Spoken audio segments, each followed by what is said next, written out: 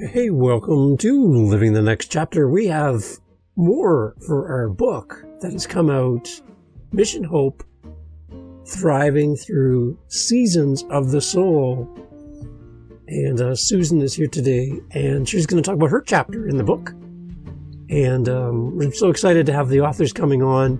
Many of the authors from the book have come on to record episodes around their chapter, and Susan's here to talk about hers. Here's a little bit from the upcoming chat we have here on the podcast. Here's Susan talking about what it means to be part of this book. Here's Susan. Yeah, it's really an opportunity, and it's an opportunity to share positive messages with others and to let people know they're not alone. You know, when you're facing tough times, look around. There are people that will help you. And it can be hard to have that voice again when you're having a hard time. And if you've never had to depend on anyone and you have to ask for help, it's not easy. So I think that this book will really let people know that, you know, they're not alone. There are people that have gone through things. They might not always talk about it, but, you know, they're there. So it's a beautiful thing. Hello, everyone. Welcome back to the podcast. We are here again talking to another awesome and amazing author, part of the Mission Hope book, 18 amazing stories, all in one book, and we're all themed around hope. And today's author is joining me as well. Susan, welcome to the podcast. Welcome to Living the Next Chapter, and congratulations about being part of this amazing book. Thank you so much. It's exciting. It's my first time being an author, so I have all these, you know, wonderful feelings of like, oh my gosh, I did it. It's got to be nice, and I can see it there on your desk behind you as we're recording, which is amazing. It's so cool to actually see the book on someone's desk now as we're talking. So we've been talking about this for a little while, and it's there. It's exciting. Congratulations! It's really, really great to have time with you today. Tell me how this all started for you, that you found your way into this book. So I've been writing on LinkedIn since 2019, and I met Dominic, I believe it was the beginning of 2022. It was through connections on LinkedIn. And you know, he and I talked about, you know, maybe potentially someday doing something. And he was so kind, and he's like, you know, I'm not going to pressure you. You do it on your time. So I was still contemplating when that would be. And I had met Shar on LinkedIn as well, probably more like in 2020. And she and I had been working together in the breast cancer community. And she said, Susan, I would love for you to deliver, you know, a story of hope in this book. Would you be part of this anthology? And you know, I've known Shar for a long time in this new world. And I thought, well, if Shar's doing it, then I'm going to take a chance. And maybe now is the time to unleash and start actually doing a chapter of my own. Nice. And we both have, so I've had many conversations with Shar.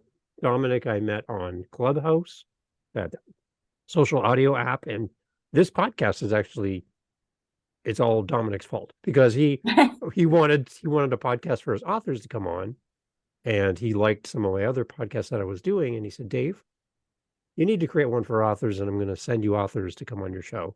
So the fact that you and I are talking is all Dominic's fault. So I love this. This is great. And I love that you have a connection with him as well. He's a super nice guy. Shar is inspiration in a bottle. I have no idea. Just talking to her, she's just amazing. And I've had the chance to talk to the other authors in the book, and they echo the same sentiments that you have been sharing as well. So from your perspective, being part of this book, what does this really mean for you? Again, it's right there beside you. What does this mean for you to capture your words and be a part of this project and know that there's your voice included in this book? How does it feel for you? It feels amazing, because I think that I've had a lot of experiences that other people would resonate with, you know, everyday experiences. and big experiences and small ones too. But to be able to speak to them in a way and deliver hope. I'm a very values-based person, and to be able to help people to get in touch with their values and realize that they can be seen, heard, and understood by others by speaking out. And a book is a great way to do it, especially when there's so many other people sharing intimate stories. Right. You feels like a safe place is what I heard some of the authors say, to get out there and Yeah, share their message. And it it's going. does. Yeah, it's scary the first time, I will admit. Right. Yeah. You're like, oh, wow. I'm actually going to say the thing and do the thing. And my family's going to read it, or my friends, and it's great to kind of have that safe spot where you're not writing the entire book. You're part of the chapters, and you can, right? Right. It's a good low risk entry point. Yeah. It's one chapter. Surely you can do one chapter. There you go. Right. So maybe this opens the door to have that conversation with Dominic now that you have one chapter done. What do you think? Perhaps. Yeah. Perhaps. Dominic might have had me ask that question, just so you know. That's amazing. Okay. So can you give us a little bit of insight on your portion of this book, behind the scenes of your chapter? What would you say to a reader when they come to your chapter in the book? What do you want them to know before they read your very first entry in that chapter? What would I want them to know? This chapter is really how my mantra was formed. And my mantra is know your value, live your values. And I really hope that when somebody reads my chapter, they feel more of a sense of own personal value and realize how important it is to live in alignment with their own values. Well, and that's whether you're working with friends, anywhere, school, in a community organization, right. If that's out of alignment, that's where a lot of pain and suffering comes in. And I hope that by sharing my message, it will help others. So how do you live this mantra yourself? Can you kind of walk us through that? Because that's going to be the title of this episode right there. I love that. How do you live this every day? It's one thing to have a mantra. It's another thing to live your words. Yeah. To know your value, it gets chipped away over life sometimes, right? And that's why I named my LLC Pieces of I. It's both positive. It's got positives and negatives, right? You get chipped away over time, but then new things come into your life. So you get new pieces. So you may lose some pieces, but you also gain some pieces, new people, new places, new experiences. So Pieces of I was really intended to be the collective we of things. But how I live it is recognizing that, every single person matters. And I don't view one person as better than another. I value each person for who they actually are, not titles, not where they live, not how much money they make, but who are they actually inside? And so I have to look in the mirror and do that with myself, which is hard to do. Over time, you chip away, right? And so I was lifting up person after person, but then I would cut myself down. And I learned now that, no, you've got to practice what you preach. You got to practice self-compassion and self-love. And that's the way you heal. And when you live in your values, when you live your values, and you know that what's foundational for you, and for me, it's respect, authenticity, and compassion. And so I know that has to be present. And when it's present, I'm happy. And when it's not present, I can now see where the conflict comes. You can't be with somebody who, if you believe in integrity and they ask you to lie, that's not living in your values. And so, now I do a lot of company culture things, because a lot of companies have a list on the wall, like, these are our values. Yeah. And I say, do you live your values? Right. Because who you hire, how you hire, do you live the words that your employees can believe? Because if there's not an alignment there, it's going to cause conflict. And there's ways to change that. So before we hit record, we were chatting a little bit about your backstory. And there was a point in your career where you took a break and there was a situation that caused that break. Can we talk a little bit about that portion of your story? Because I think that kind of feeds into our conversation as well. Yeah, sure. That's great.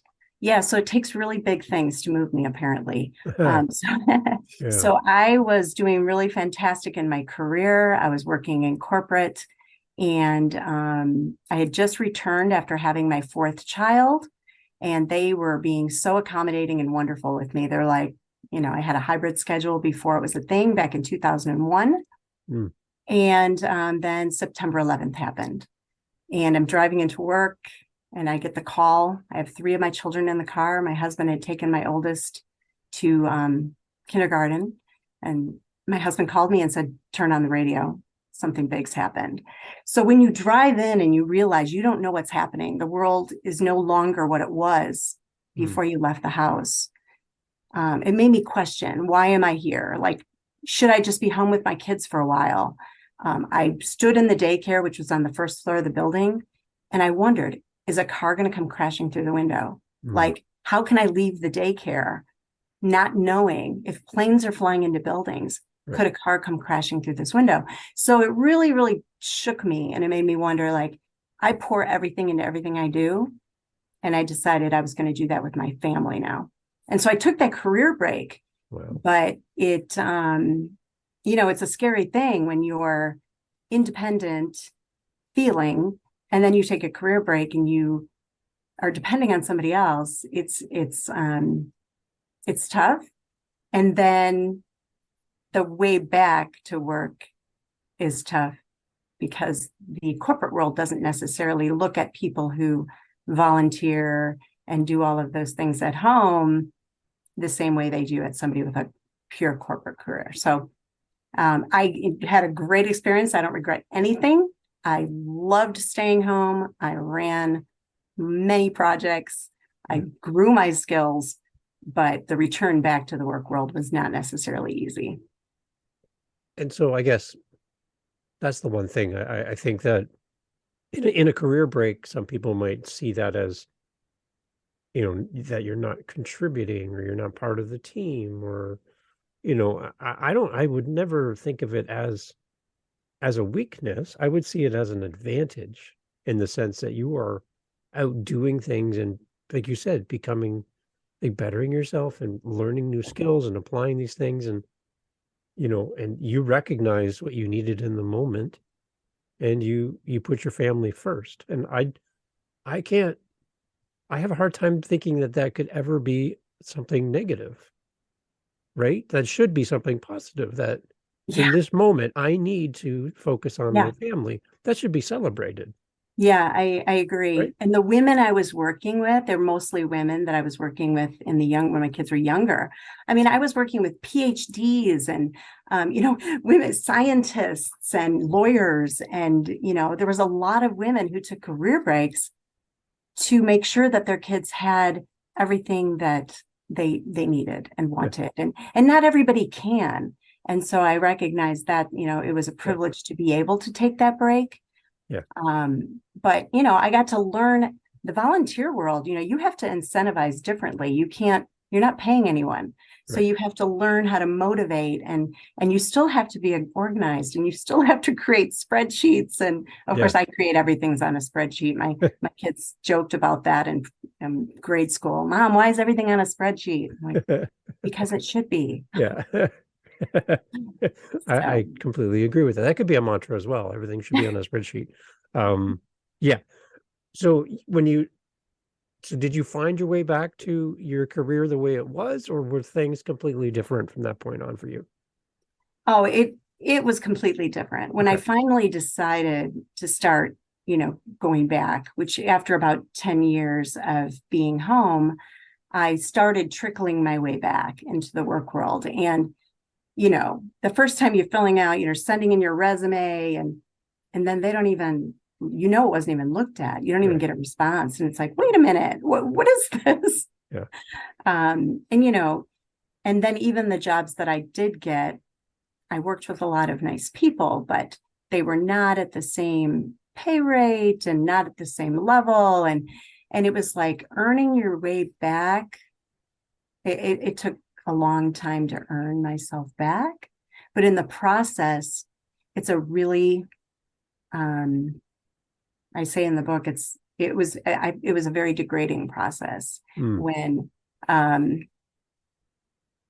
you know your skills, Right. and you know your experience, Yeah. and you know that you were doing really well before you left, and then you go in for an interview, and they're asking you to like do a practice phone call, and you're like, are you kidding? I used to run $3.5 billion contracts before. Okay. Yeah. It's just not necessarily an easy road back, and I'd love for that to change.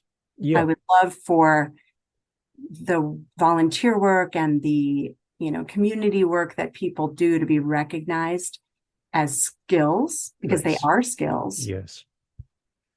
and for women to be treated, it's more women than men that typically take a career break, but I would like to see them treated with respect when they come back.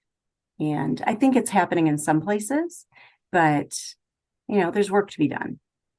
Yeah. That career break doesn't mean that someone has gone backwards in their skill set. We need to think of it more as they've gone forward in their skill set. I'm back here and I have more to offer than when I was here last time, because I've lived something different and now I can contribute in this way. That's how it should be. Absolutely. Yeah. I love that. Okay. So being a part of a book like this, again, it's great that you have been willing and open to be a part of this. I love it. And I've asked all the authors this, and this isn't a surprise question for you, but is there something that you'd like to say directly to Shar and Dominic in this situation, with knowing both of them, about being part of this book, what it means to you, and any message to them? Because I know they're going to listen to this in celebration of the book. It's a little bit of a surprise for the two of them to hear words coming from the authors about what this book means to them and their friendship. Is there anything you'd like to share with Dominic and Shar in this podcast? Yes, I would, of course. Dominic and Shar, thank you so much for believing in me and asking me to be part of this, and for your kindness and compassion, which means so much to me. I have gotten to know Shar quite a bit over the past 3 years, and I have so much respect for her own fight back after having breast cancer 4 times. And I work at a breast cancer nonprofit as well. And I know how passionate and amazing she is. I called her a mighty warrior back in 2020, because she is. She's an amazing woman who has really overcome so much. And for her to give me this opportunity has been really appreciated. And Dominic, not pressuring, and just being the kind, fun self that he is. It's a great team to work with. So I'm so thankful for both of them. It feels like this book is a gift to the authors to be a part of it. It's like a present that they're giving to you, right? Yeah, it's really an opportunity, and it's an opportunity to share positive messages with others and to let people know they're not alone. When you're facing tough times, look around. There are people that will help you. And it can be hard to have that voice again when you're having a hard time. And if you've never had to depend on anyone and you have to ask for help, it's not easy. So I think that this book will really let people know that, they're not alone. There are people that have gone through things. They might not always talk about it, but, they're there. So it's a beautiful thing. Susan, you mentioned earlier when we were talking about LinkedIn, and that's a place where you live and reside, and that's been one of your powerhouse communities that you have. For somebody new to LinkedIn, is there any advice that you have for somebody coming to the platform and on how to build community on LinkedIn? I would say be authentic. People can read right through the nonsense. Right. when I got started on LinkedIn, it was in 2019. And when I started writing, felt inspired to write. And when I started writing from the heart, that's where my community came from. If you want to build your community, be you. And be you in your message. And don't be afraid. The right people will come. Right. I speak every week I'm talking across 6 continents now in my messaging. Wow. And so it might not even be the person next door. It might be the person, thousands and thousands of miles away who resonates and understands. I'm just so inspired by it. I work closely with an artist in South Africa, and that has been amazing. She saw my poetry. I saw her art. We started combining efforts just organically.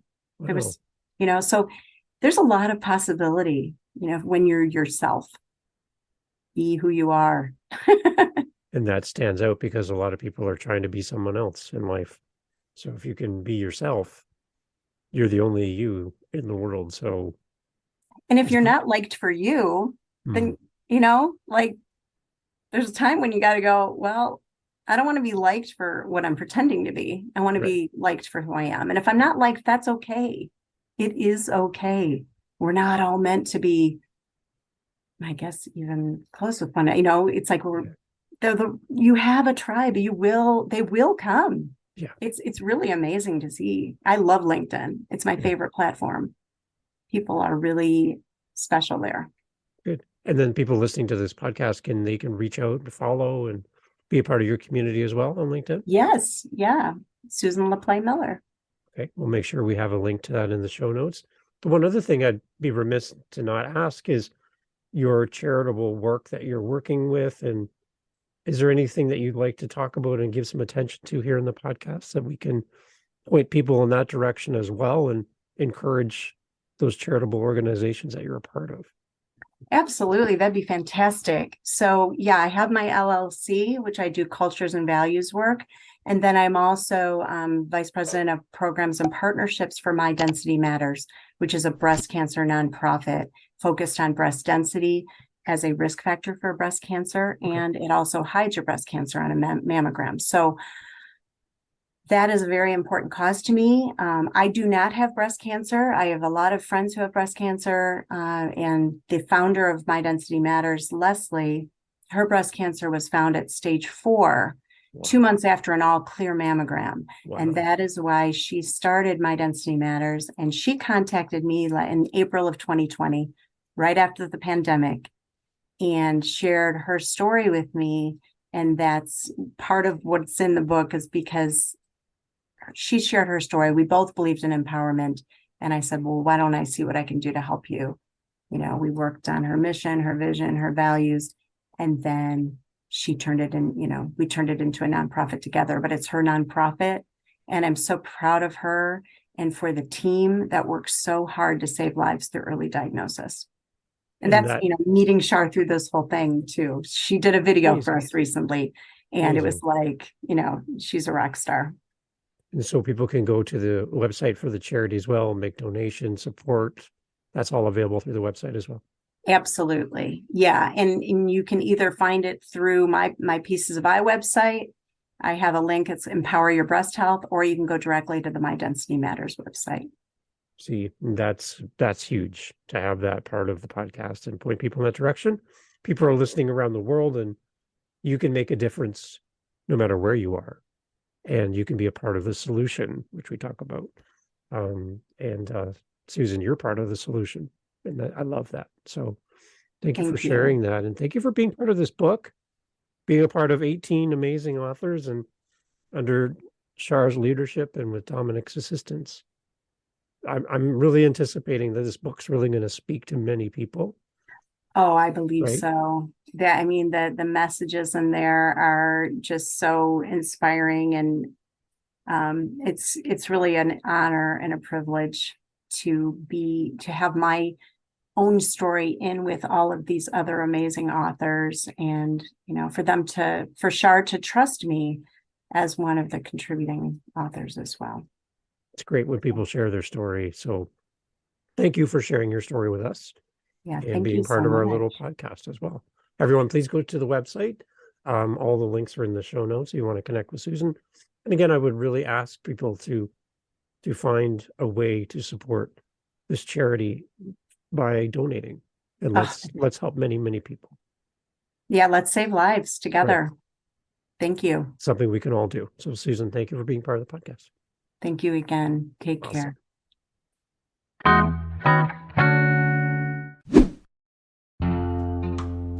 Hey, thanks for being here for the podcast Mission Hope, Thriving Through Seasons of the Soul. Came out March 24th, 2023. 18 amazing authors, all corralled by the amazing Shar Murphy. If you need some inspiration in your life, please go to the show notes, follow the links, go purchase the book, gift it to someone, buy copies and leave it in your waiting rooms of businesses or the dentist office. Just go out and buy the book and support these great authors, many first-time authors, first-time podcast guests. A lot of firsts happening here. Shar Murphy, thank you. Dominic Damaski, publisher as well from Motivation Champs. Thank you so much for bringing together these amazing people and to have these authors on a podcast here to talk about their chapters is so great. So encouraging you, go out, check out Mission Hope, Thriving Through Seasons of the Soul. Get your copy today. Thanks for being part of the podcast. Catch you on the next one.